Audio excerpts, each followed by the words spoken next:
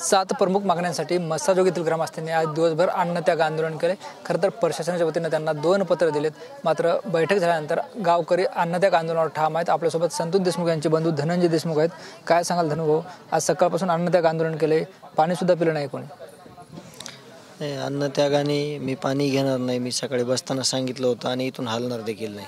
जोपर्यंत आंदोलन चालू आहे तोपर्यंत मी ही जागा सोडणार नाही आणि ज्या काही मागण्या आहेत त्या मागण्यावर गांभीर्यानं त्याची दखल घेतली पाहिजे। प्रशासनातून कोणीतरी येऊन त्या संदर्भात बोललं पाहिजे, अशी गावकऱ्यांची भूमिका आहे। SP साहेबांना खूप सकारात्मक ज्या काही त्यांच्या अंडर्स ज्या काही मागण्या आहेत त्या होत्या, त्याच्यावर त्यांनी म्हणजे चांगल्या पद्धतीनं माझ्याबरोबर चर्चा केली।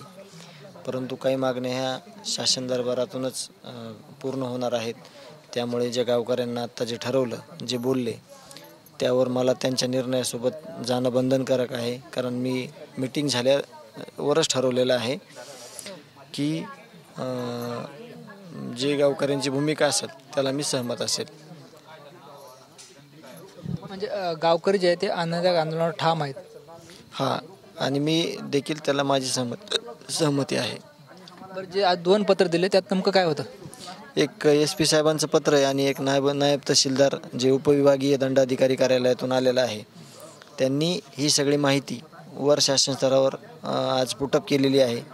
त्याचा काही रिप्लाय यायची वाट उद्यापर्यंत गावकरी बघणार आहेत। कोणीतरी येईल आणि त्याविषयी सखोल चर्चा करेल अशी म्हणजे यांना अपेक्षा आहे, गावकऱ्यांना आणि मला सुद्धा।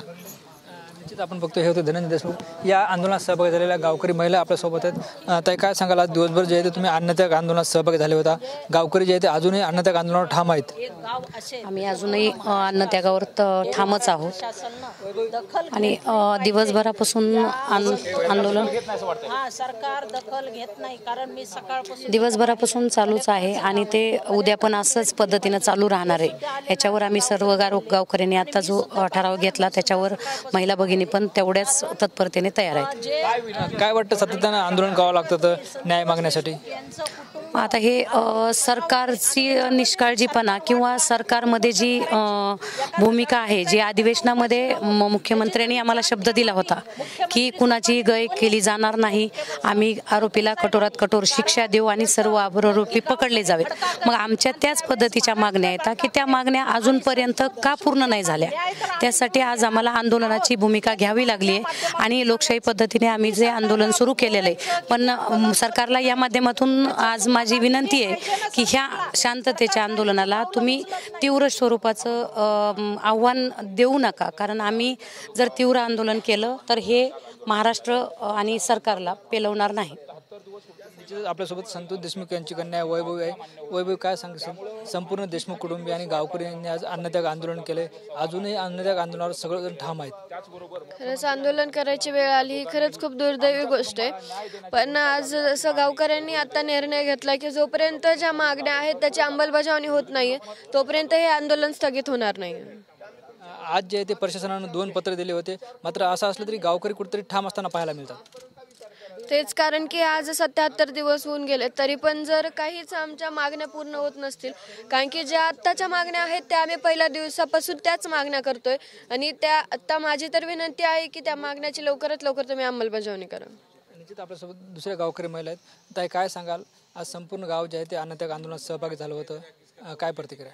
बिलकुल, कारण मी सकाळपासून गावकऱ्यांच्या ज्या भावना आहेत आणि जे दुःखीमध्ये कुटुंब आहे, संतोष देशमुख यांची क्रूरपणे हत्या झालेली आहे। हत्या हे महाराष्ट्र शासनानं लक्षात घ्यावं, इथं खेळ नाही आहे। एक गाव जर दुःखी कुटुंबाच्या पाठीशी असेल तर महाराष्ट्र सुद्धा असतो, याचं सुद्धा गांभीर्य सरकारनं घ्यावे।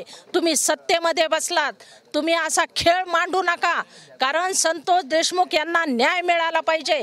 आज धनंजयची तब्येत सुद्धा खालावली, त्यांच्या कुटुंबातल्या आई पहा तुम्ही, आईची तब्येत कशी झालेली आहे हे दिसत नाही का?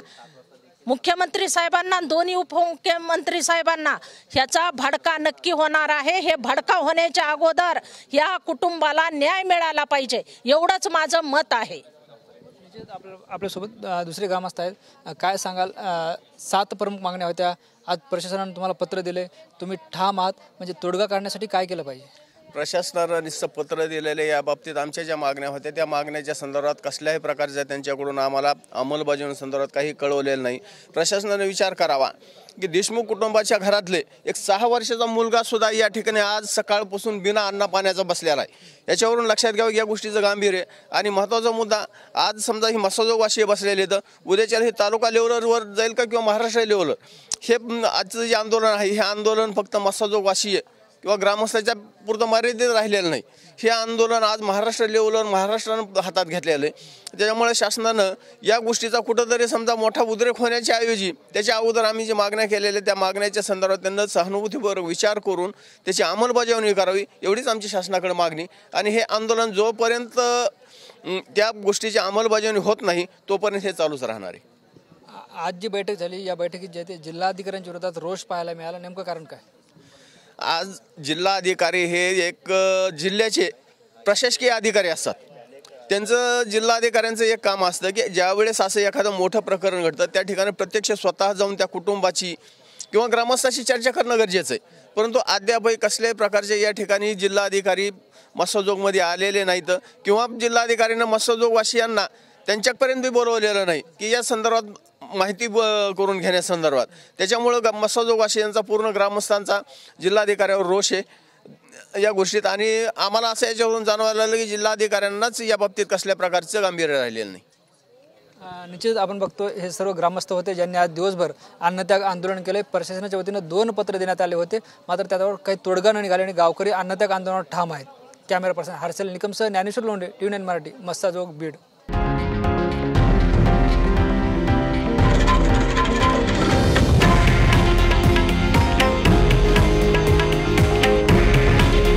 हे आहे देशातील नंबर 1 न्यूज नेटवर्क आणि आपण पाहत आहात TV9 मराठी।